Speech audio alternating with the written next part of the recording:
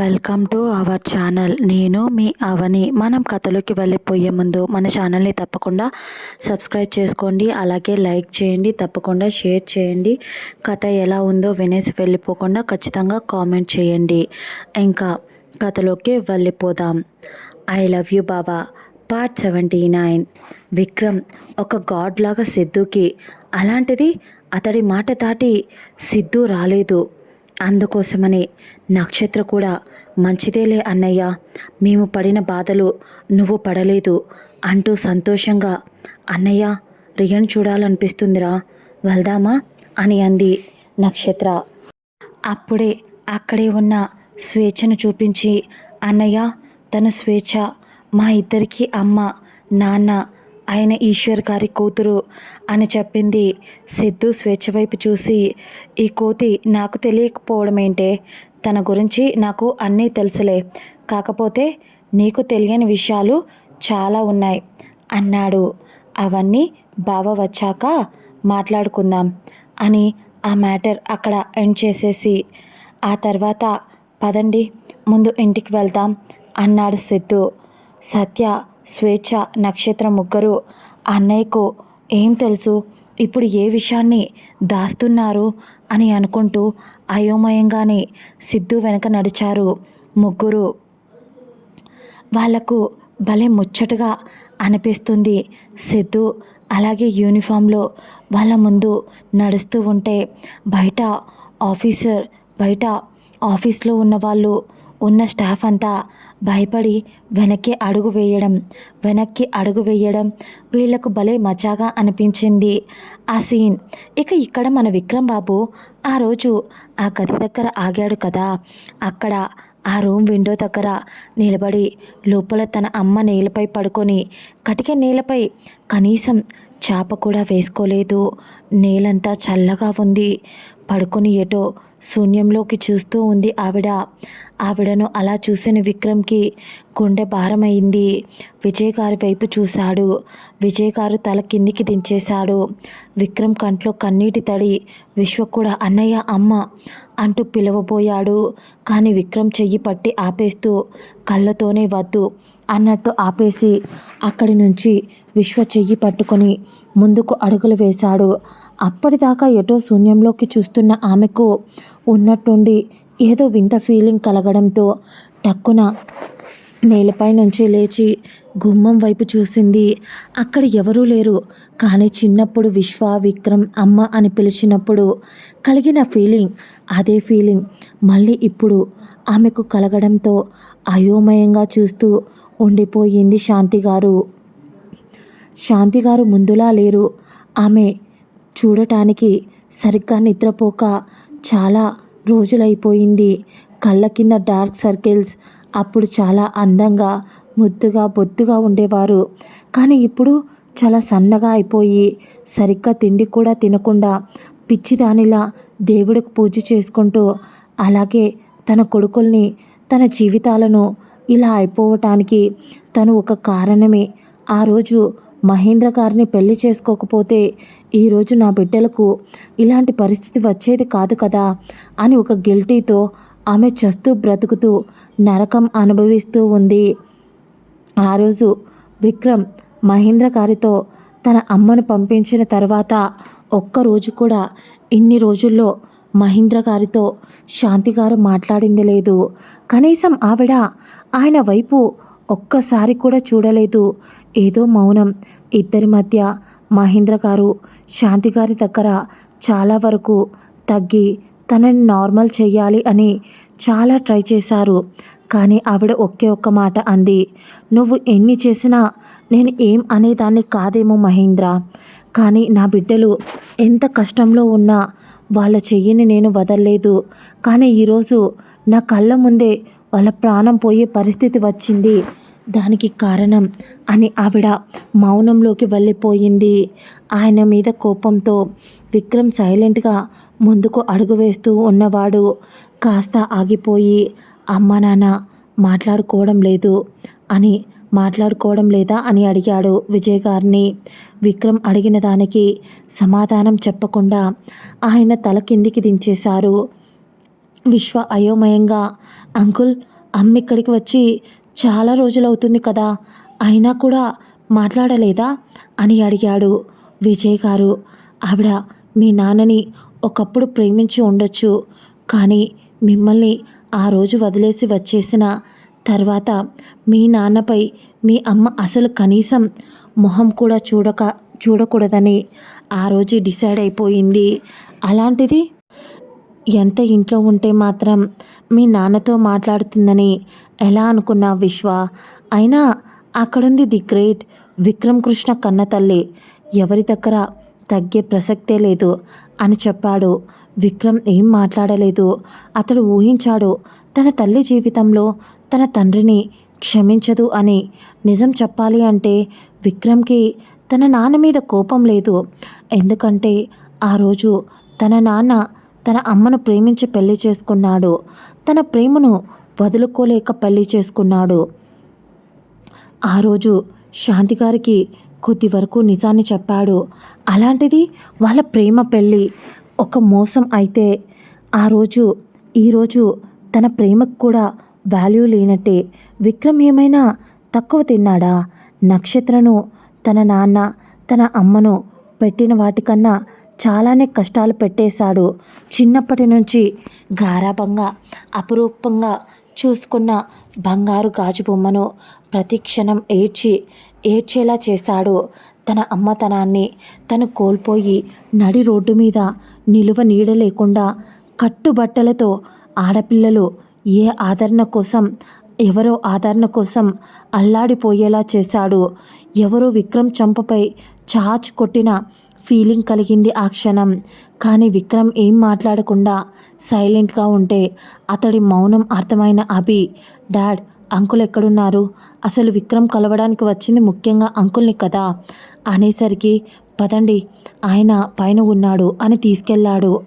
దాదాపు ఆ ప్యాలెస్ చివరన ఒక రూమ్లో తెరిచిన వాళ్లకు అక్కడే ఆ రూమ్కు అటాచ్ అయి ఆ ఇంటి బ్యాక్ యార్డ్లోకి వెళ్ళటానికి ఒక డోర్ ఉంది.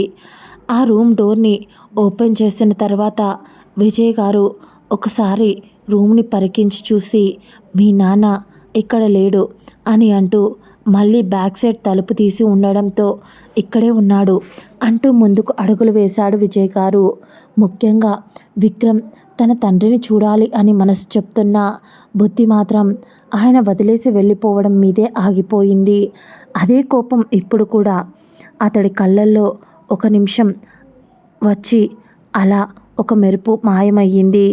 ఆయన ఆ బ్యాక్ సైడ్ నుంచి బయటికి వెళ్ళిన తర్వాత అక్కడ ఇంకో చిన్న ప్రపంచం చాలా అద్భుతంగా కనిపించింది. మొత్తం బ్యాక్ యార్డ్ నిండా చెట్లు, చాలా పెద్దవి మరియు చిన్న చిన్న పూల మొక్కలు, మరియు అక్కడ చాలా దేశాల నుంచి పెంచుతున్న చిన్న చిన్న రకరకాల పక్షులు, చిన్న కుందేళ్ళు చూడటానికి చాలా అందంగా ఉంది. ఆయన అక్కడే చిన్న కొలను లాంటిది, ఆయనకు ఎప్పుడు మనశ్శాంతి కరువైనా ఆ కొలనులో కాళ్ళు చాచి అక్కడే నేలపై కూర్చొని ఆ కొలనులో ఆయన రూపాన్ని చూసుకుంటూ కాలం గడిపేస్తారు. ఆయనకు అలా తన మొహాన్ని చూస్తూ ఉంటే తనలోని అసమర్థత, తన కొడుకులకు సహాయం చేయలేకపోయాను అనే ఆయన్ని దూషించుకున్నట్టు కనిపిస్తూ ఉంటే ఆయనకు ఎవరో కత్తితో పరాపరా కోసిన ఫీలింగ్ వస్తుంది. కంట్లో నుంచి కన్నీళ్లు కూడా వచ్చాయి. కానీ ఎలాంటి ఎక్స్ప్రెషన్ లేకుండా అలా చూస్తూ ఉండిపోయారు. వయసు అయిపోతున్న ఆయనలో తగ్గని యవ్వనం.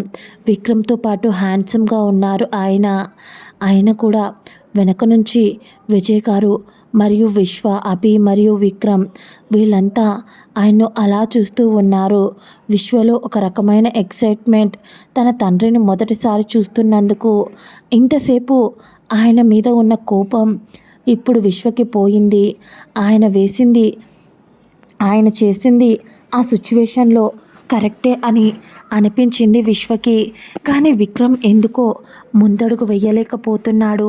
అతడిని ఏదో ఆపేస్తుంది. విజయ్ గారు విక్రమ్ వైపు చూసి, మీ అమ్మ ఏదో ఒకరోజు తన కోపాన్ని, తన మొండితనాన్ని వదిలేసి మీ నాన్నతో ఒక మనిషిలా ఆయనను పలకరించబోతుందా? పలకరించకపోతుందా అని ఆయన ఏ రోజు ఈ గదికి గడియ పెట్టరు. 10 మందికి అన్నం పెట్టడానికి మీ నాన్న మీకు అన్నం పెట్టలేకపోయాడు. ఆ విషయం మీ అమ్మకు అర్థం కాదు. మీకు కూడా అర్థం కాకపోవచ్చు విక్రమ్. కానీ ఒక ఫ్రెండ్గా నేను తనని నా చిన్నప్పటి నుంచి చూస్తున్నా. నా మహేంద్ర ఎప్పుడు దేవుడే అని విజయ్ గారి కళ్ళల్లో మహేంద్ర గారిపై ఎనలేని ప్రేమ, అభిమానం, వాత్సల్యం, గౌరవం అన్నీ కనిపిస్తూ ఉంటే సైలెంట్గా ఒక నిమిషం చూసి కామైపోయాడు విక్రమ్. అప్పుడే మహేంద్ర గారు ఏదో చప్పుడు అవ్వడంతో అటుగా చూసిన తర్వాత ఆయనకు అక్కడ విక్రమ్ కనిపించాడు, విశ్వ కనిపించాడు.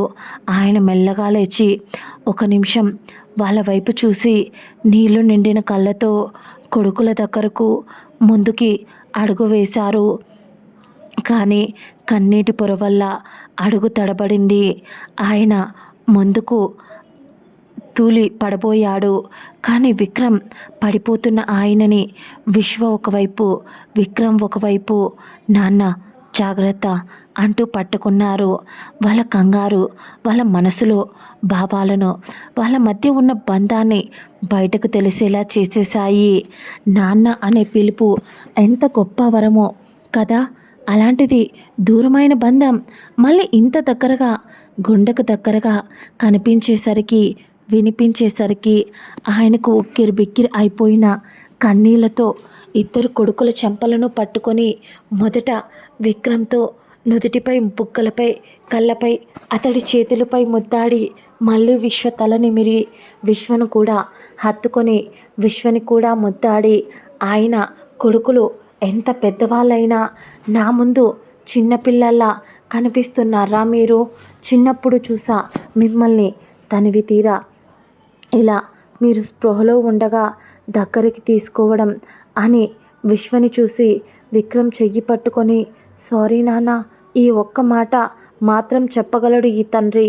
నీ జీవితం నా వల్లే నాశనం అయిపోయింది కదరా అని ఆయన అనేసరికి విక్రమ్ కూడా మనిషే కదా, అతడికి ఫీలింగ్స్ ఉంటాయి కదా. దాంతో విక్రమ్ కూడా ఎమోషనల్ అయి నాన్న అని పిలిచేశాడు. తన కొడుకు నోటి నుంచి మళ్ళీ నాన్న అనే పదం అది ఏదో కంగారులో అంది కాదు, అతడి మనసులో నుంచి బయటికి వచ్చిన పదం. నాన్న వెంటనే గుండెలకు హత్తుకున్నాడు. ఇద్దరి కొడుకులను నా వారసులు, నా రక్తం, నా పంచ ప్రాణాలు మీరు అని అలా ఎంతసేపు ఉన్నారో వాళ్ళకే తెలియదు. దాదాపు అక్కడే నేలపై కూర్చొని మహేంద్ర గారు కొడుకులు ఇద్దరిని ఆయన పక్కన కూర్చోబెట్టుకొని ఇద్దరినీ చెరోవైపు ఒడిలో పడుకోబెట్టుకొని చిన్నప్పుడు మిస్ అయిన ఫీలింగ్ రా ఇప్పుడు ఎన్ని సంవత్సరాలకు మళ్ళీ దొరికింది అని ఆయన సంతోషమైన గొంతుతో చెప్తూ ఉంటే అక్కడ అది చూస్తూ ఉన్న విజయ్ గారికి కూడా కళ్ళల్లో నీళ్లు తిరిగాయి. అప్పటికే చాలా సమయం అవుతూ ఉంది.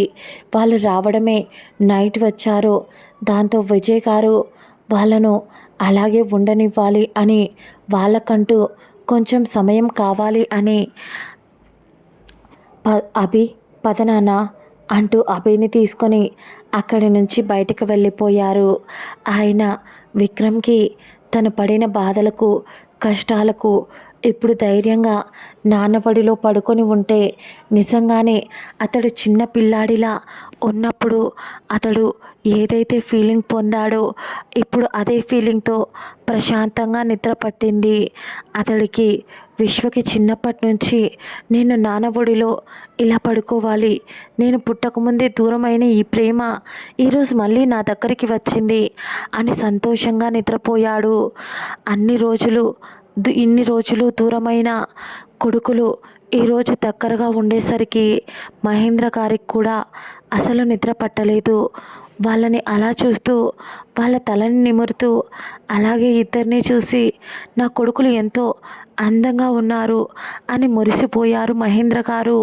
అలా అక్కడే ఆయన కూడా కొద్దిసేపటి తర్వాత వాళ్ళిద్దరి మధ్యలో పడుకున్నాక ఆయనపై ఇద్దరి కొడుకులు చేతులు వేసి పడుకున్నారు. ఎంత బాగుంటుంది ఆ ఫీలింగ్.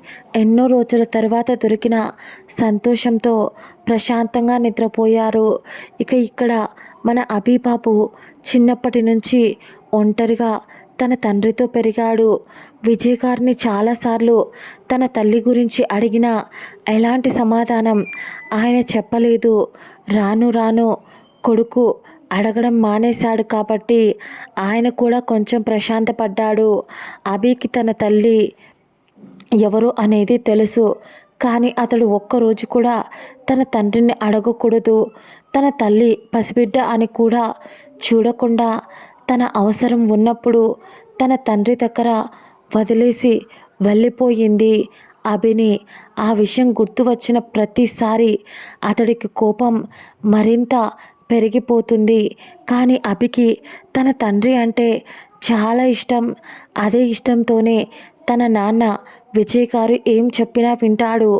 అభి తన నాన్న వెంట వెళ్ళి తను కూడా చాలా రోజుల తరువాత తన తండ్రి పక్కన ఫ్రెష్ అయి వచ్చి పడుకొని తన నాన్నపై చెయ్యి వేసుకొని విక్రమ్, విశ్వ అన్న అయినా సంకోచిస్తారేమో, పెద్దవాళ్ళం అయిపోయాము అని. కానీ మన అభి చిన్నపిల్లాడిలా తన నాన్న గుండెలపై పడుకొని ఎలా ఉన్నారు నాన్న అని అడిగాడు. ఆయనకు కొంచెం సంతోషం వేసింది. ఎదిగిన కొడుకు తనను అడిగేసరికి నేను బాగున్నాను, కాకపోతే నువ్వే ఈ మధ్య కొంచెం డీలా పడిపోతున్నట్టు అనిపిస్తుంది, ఏంటి మ్యాటర్ అని అడిగాడు ఆయన. దాంతో ఏముంది నాన్న, అప్పుడెప్పుడో 3 సంవత్సరాల ముందు మొదలైన నా ప్రేమ కథ సీలు రాకాసి నాన్న అది. కానీ ఈ గుండెల్లోకి ఎక్కేసింది, వదిలేయలేను, అలాగని దగ్గరికి రాదు, పిచ్చి పట్టేటట్లు చేస్తుంది నాన్న అని కొంచెం డల్గానే చెప్పాడు అభి. ఆయన నవ్వుతూ, ఏం భయపడకురా, నీలాంటి మంచోణ్ణి ఎవరు వదులుకుంటారు చెప్పు, నా కొడుకు మీద నాకు నమ్మకం ఉంది. నీ ప్రేమ నిజమైతే ఖచ్చితంగా నువ్వు వదిలేసినా కూడా నిన్ను వెతుక్కుంటూ వస్తుంది నీ ప్రేమ. నేను ఆ అమ్మాయి గురించి విన్నదాని ప్రకారం తను చాలా స్ట్రాంగ్, చాలా మంచిది కూడా అంట కదా. నక్షత్రను ఒంటరిగా ఆ అమ్మాయి చూసుకుంది కదా అని అడిగాడు విజయ్ గారు. అభి అవును అన్నట్టు తల ఊపి, నాన్న అది చాలా కష్టాలను అనుభవించింది.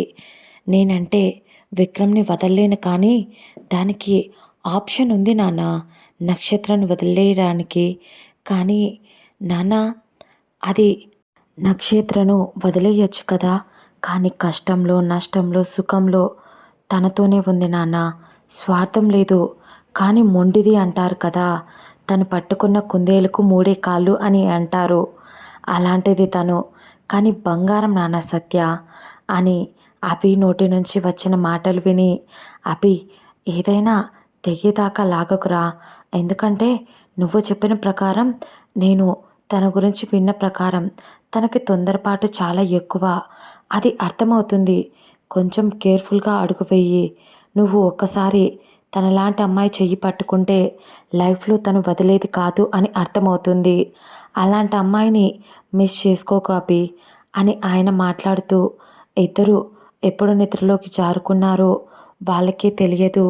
ఇక ఇక్కడ మన సిద్ధుబాబు నక్షత్రను, స్వేచ్ఛను, సత్యను ఇంటికి తీసుకొని వెళ్ళాడు. అది కూడా దాదాపు ఒక ప్యాలెస్ లాగే ఉంది. సిటీకి దూరంగా ఏం లేదు, సిటీకి కొంచెం దగ్గరగానే ఉంది, కానీ చాలా పోష్ ఏరియా, రిచ్ పీపుల్స్ చాలా వరకు అక్కడ ఉంటారు కాబట్టి పెద్ద పెద్ద ఇల్లులే ఉన్నాయి. చుట్టూరా ఒక ఇంటి ముందు కారు ఆగగానే, నక్షత్ర ఇల్లు చాలా బాగుందన్నయ్య అని అంది. సిద్ధు నవ్వుతూ, బావ మేము వస్తామని చెప్పి అని అడిగినప్పుడు బావ అభికి చెప్పి ఈ ఇల్లు కొనేసి రియా పేరుపై రిజిస్ట్రేషన్ చేయించేశాడు అని చెప్పాడు. సిద్ధు, నక్షత్ర, ఈ మానిటర్ గాడు అందరి గురించి ఎంతలా ఆలోచిస్తాడు, అలాంటిది ఇంత సమయం గడిచిపోయినా ఎక్కడికి వెళ్ళింది, ఏం చేస్తుంది అస్సలు తెలియదు, కనీసం వీడికి నేను ఎందుకు గుర్తుకు కూడా రావడం లేదు అని తిట్టుకుంటూ సైలెంట్గా ఇంటి వైపు చూసి రియా గుర్తు వచ్చి, పదన్నయ్య మనం వెళ్ళి రియా దగ్గరికి వెళ్దాం అని అంటూ తన అన్నయ్య చెయ్యిని పట్టుకొని ముందుకు అడుగులు వేసింది. కానీ వెళుతున్నప్పుడు మొత్తం సరౌండింగ్స్ని గమనించింది.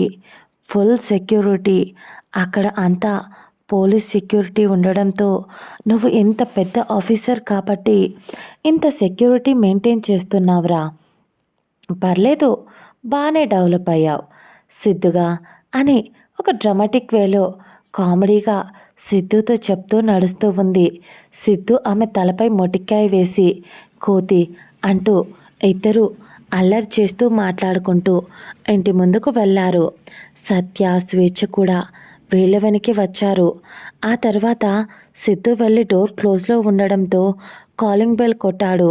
దాంతో లోపల ఉన్న వ్యక్తి వచ్చి తలుపు ఓపెన్ చేసేసరికి ఎదురుగా ఉన్న నక్షత్ర సత్య వాళ్ళని చూసి సంతోషంగా, ముఖ్యంగా నక్షత్రను చూడగానే అమ్ము అంటూ ప్రేమగా పిలిచింది.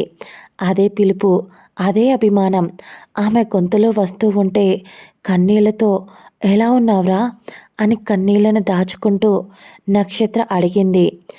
రియా ఆల్మోస్ట్ తన కంట్లో నుంచి నీళ్లు బయటికి వచ్చేశాయి. దాంతో నక్షత్ర రియా దగ్గరికి వచ్చి తనని ప్రేమగా హత్తుకొని ఎలా ఉన్నావు, ఆమె కడుపుపై చెయ్యి వేసి తన అన్నయ్య ఇందాక కారులో వస్తున్నప్పుడు తనకు రియా ప్రెగ్నెంట్ అని చెప్పడం ఇవన్నీ గుర్తు వచ్చాయి నక్షత్రకు. ఆ సంతోషంగా నువ్వు ఈ టైంలో ఏడవకూడదు, ఇక కలిసిపోయాం, ఇక విడిపోలేనంత గట్టిగా ఈసారి ముడివేస్తా, ఎక్కడికి ఎవరు పారిపోలేరు అంటూ ధైర్యంగా మాట్లాడింది నక్షత్ర. ఆ తర్వాత అప్పటికే ఆలస్యం అవ్వడంతో అందరూ కలిసి భోజనం చేసి ఆ రోజు అక్కడే సిద్ధు వాళ్ళ ఇంట్లోనే నిద్రపోయారు. చాలాసేపు నలుగురు అమ్మాయిలు ముచ్చట్లు చెప్పుకున్నారు. సిద్ధు వాళ్ళకు స్నాక్స్ తెచ్చాడు. అలా చాలాసేపు కబుర్ల తర్వాత అలసిపోయి నిద్రపోయారు. ఇక్కడ మన విక్రమ్ ఆదమర్చి తండ్రి ఒడిలో నిద్రపోతున్న అతడికి అస్పష్టమైన చిన్న పిల్లాడి రూపం పదే పదే కనిపిస్తూ ఉంటే నిద్రలో బాబు వయసు 3 సంవత్సరాలు ఉంటాయి అన్నట్టు సంకేతంగా వాడు బుడిబుడి అడుగులు వేసుకుంటూ విక్రమ్ వైపు చేయి చాపిస్తూ చాలా ముద్దుగా, అందంగా బోసి నవ్వులతో వాడి కలలో కనిపించేసరికి ఉలిక్కిపడి లేచాడు. సమయం తెల్లవారిపోయింది. తన తండ్రి అక్కడే వాళ్ళిద్దరి మధ్య నిద్రపోతూ ఉన్న మహేంద్ర గారు విక్రమ్ ఉలిక్కిపడి లేచేసరికి ఆయన కూడా మెల్లగా విక్రమ్తో పాటు లేచి ఏమైంది నాన్న అని అడిగారు ప్రేమగా, లాలనగా. విక్రమ్ తెలియని ఒక భావోద్వేగమైన ఏదో బాధ గుండెను మెలిపెడుతూ ఉంటే, నానా ఏంటో నాకు అర్థం కావడం లేదు, ఏదో జరుగుతుంది, నాకు తెలియకుండా అది నా మనసుకు తెలుస్తుంది నాన్న, నా కళ్ళకు కనిపించడం లేదు అని మళ్ళీ అతడి కళ్ళల్లో ఆ చిన్న పిల్లాడు ఎందుకు వస్తున్నాడు విక్రమ్కి అర్థం కావడం లేదు. ఒక నిమిషం అతడి మైండ్ పనిచేయడం లేదు.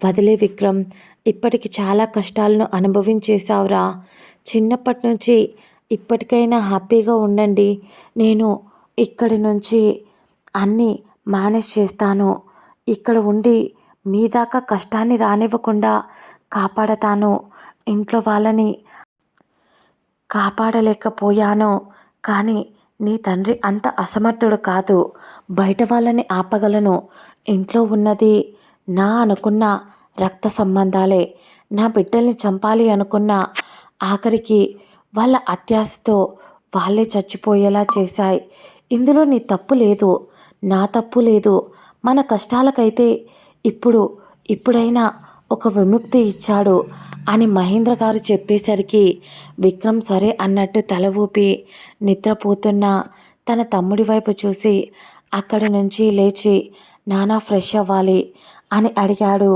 దాంతో ఆయన వాష్రూమ్ చూపించి విక్రమ్ని ఫ్రెష్ అయ్యి రమ్మని చెప్పాడు. మహేంద్ర గారు పెద్ద కొడుకుని వాష్రూమ్కి పంపించి చిన్న కొడుకు ముద్దుగా నిద్రపోతూ ఉంటే నిద్రపోతున్న విశ్వ నుదురుపై ముద్దు పెట్టి వీడిది అచ్చం వీళ్ళమ్మ పోలికే అని నవ్వుకున్నారు.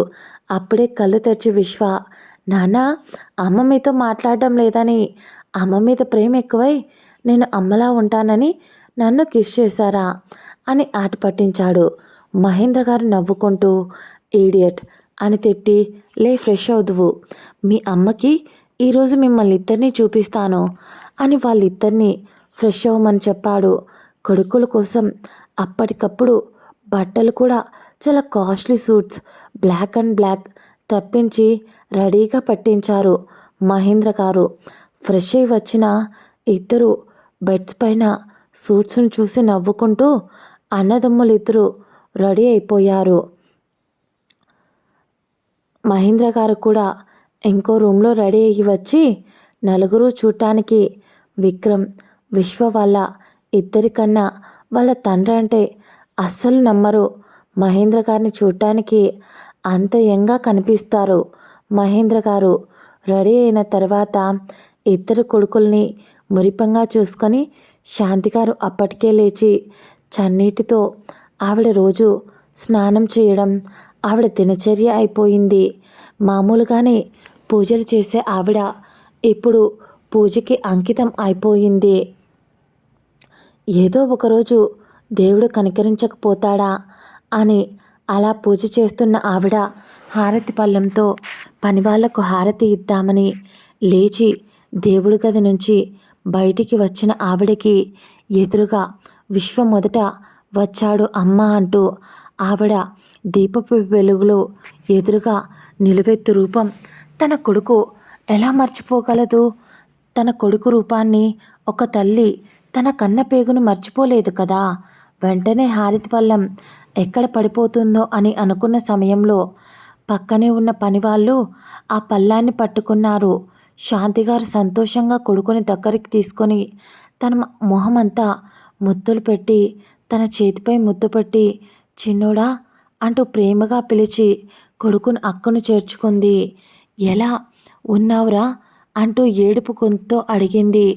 అప్పుడే తన వెనక ఏ ఎక్స్ప్రెషన్ లేకుండా కనిపిస్తున్న విక్రమ్ని చూడగానే కన్నా అని ఆవిడ తల్లి మనసు ఇంకా ఉరకలు వేయడంతో మొదలుపెట్టింది.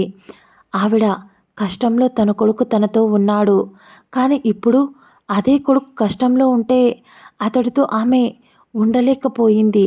బాధతో కోపంతో మౌనంలోకి వెళ్ళిపోయిన ఆమె విక్రమ్ దగ్గరికి పరుగున వెళ్ళి విక్రమ్ని హత్తుకొని పెద్దోడా ఎలా ఉన్నావురా అంటూ గట్టిగా ఏడ్చేసింది. తల్లి ఒడికన్నా సేఫ్ ఇంకేముంటుంది? అలాంటి తల్లి కన్న కొడుకు దగ్గరికి వచ్చి ఏడుస్తూ చిన్న పిల్లలా బిహేవ్ చేస్తూ ఉంటే మా అని ప్రేమగా పిలిచినప్పుడే విక్రమ్ కంట్లో కూడా నీళ్లు వచ్చాయి. చెప్పడానికి మాటలు కరువయ్యాయి. వెంటనే అతని కన్నీళ్లను బయటికి రానివ్వకుండా ఆపేస్తూ ఎలా ఉన్నామా అని విక్రమ్ అడిగాడు. శాంతిగారు విక్రమ్ వైపు చూసి అమ్ము ఎలా ఉంది నాన్న అని అడిగింది. ఆవిడకి వాళ్ళు పడే కష్టాలు బాధలు అన్నీ తెలుసు.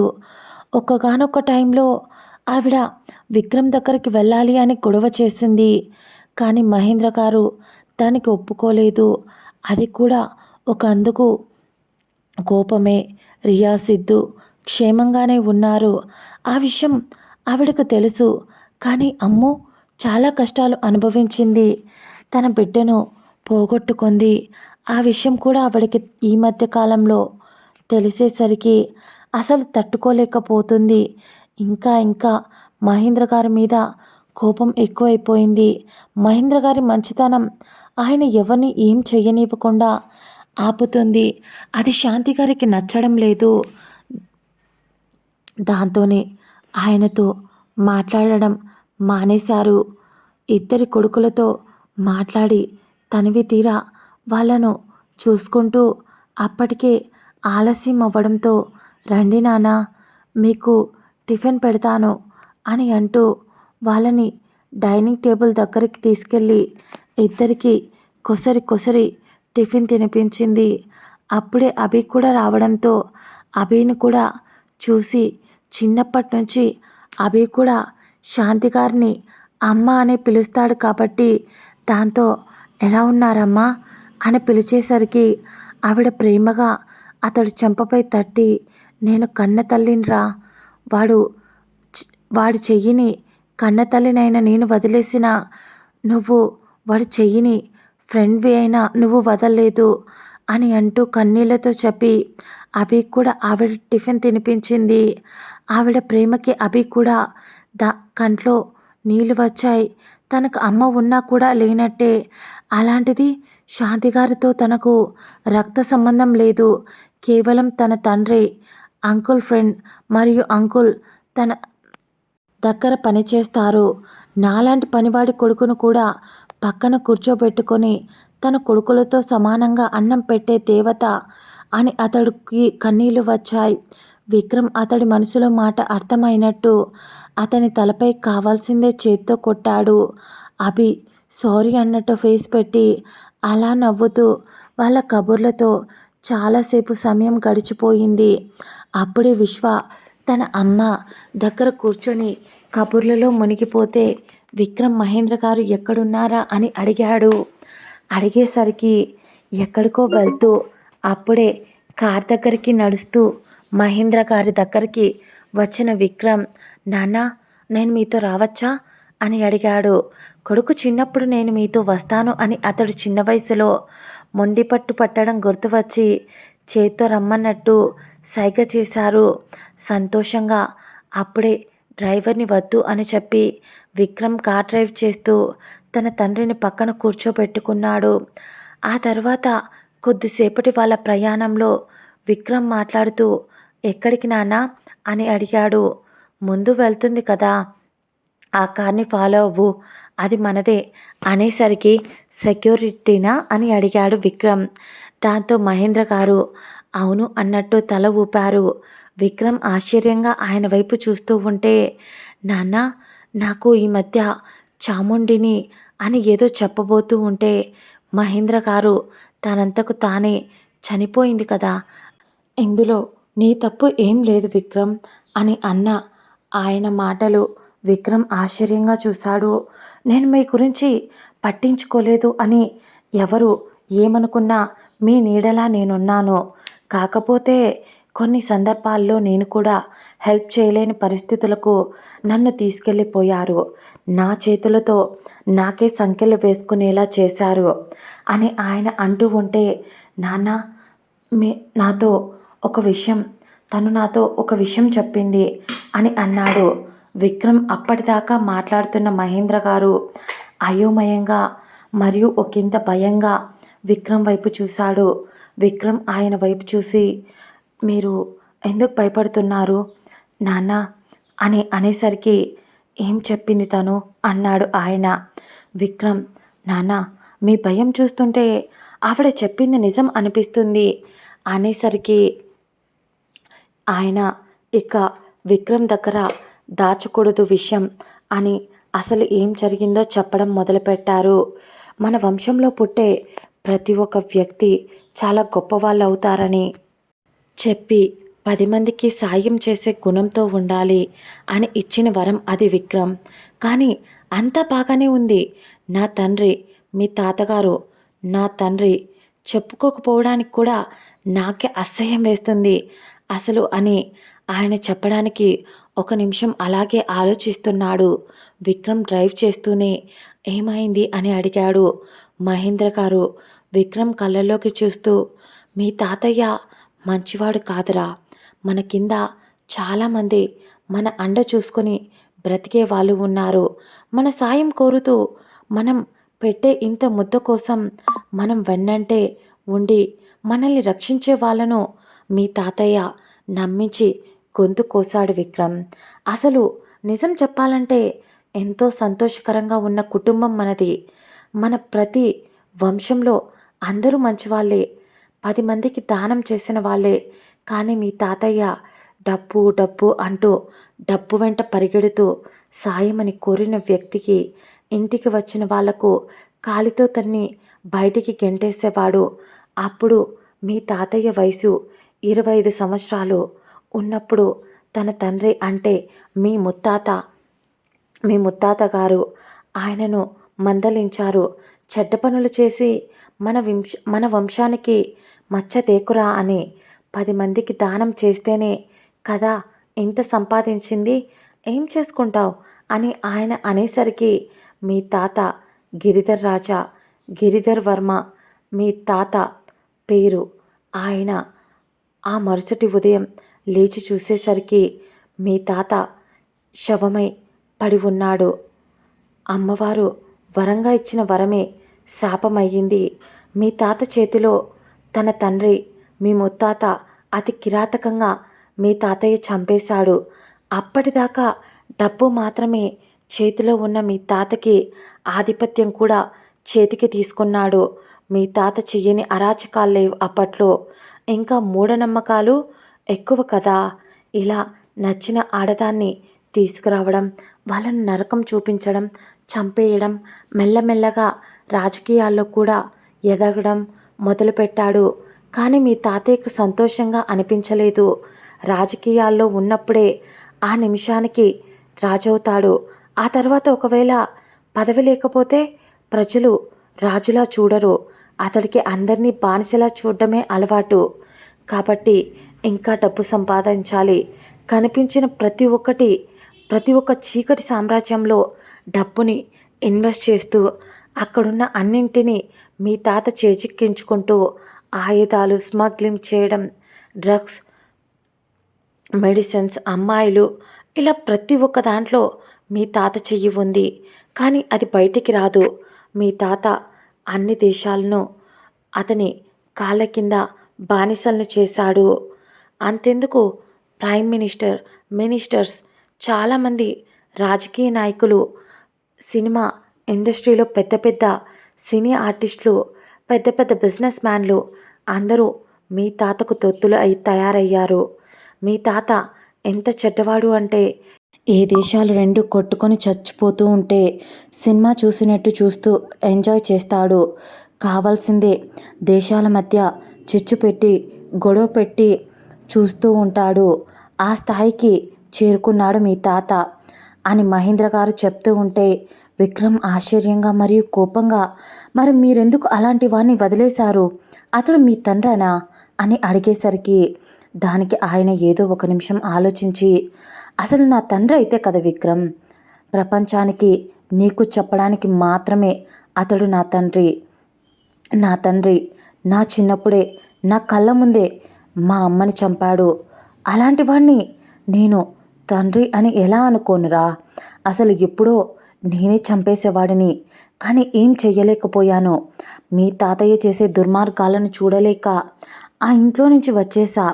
మీ అమ్మను చూసి ప్రేమించి పెళ్లి చేసుకున్నా. కానీ ఎక్కడ మీ తాత దుర్మార్గాలకు మీరు కూడా బలైపోతారేమో అని వచ్చేసా. కానీ నేను చేసింది తప్పైపోయింది అని బాధపడ్డాడు విక్రమ్. మహేంద్ర గారి వైపు చూస్తూ, మీరు ఆయన్ని ఎందుకు వదిలేశారు నాన్న అని అడిగాడు. మీరు చెప్పే దాని ప్రకారం ఆయన చావు మీ చేతుల్లో లేదా? నా చేతిలో అయినా ఉండాలి. ఆయన్ని ఇంకెవరు చంపలేరు, అదే కదా మీరు అంటూ ఉంది అంటే. లేదు విక్రమ్, నేను ఆల్రెడీ ట్రై చేశా ఆయన్ని చంపడానికి. మహేంద్ర గారు అన్న మాటలకు విక్రమ్ ఆశ్చర్యంగా, తన నాన్న అంత మంచివారు, అలాంటిది తన తండ్రిని చంపాలి అని డిసైడ్ అయ్యాడు అంటే తన తాత ఎంత చెత్తవాడో, ఎంత చెడ్డవాడు అని అర్థమైంది విక్రమ్కి. ముందు ముందు కథలో చాలా ట్విస్టులు రాబోతున్నాయి. తెలుసుకోవాలి అంటే మిస్ అవ్వకండి. Bye bye. మళ్ళీ కథలో నెక్స్ట్ పార్ట్లో కలుసుకుందాం. అలాగే డాన్ బావతో లవ్ కూడా నెక్స్ట్ పార్ట్ వచ్చేస్తుంది ఈరోజే.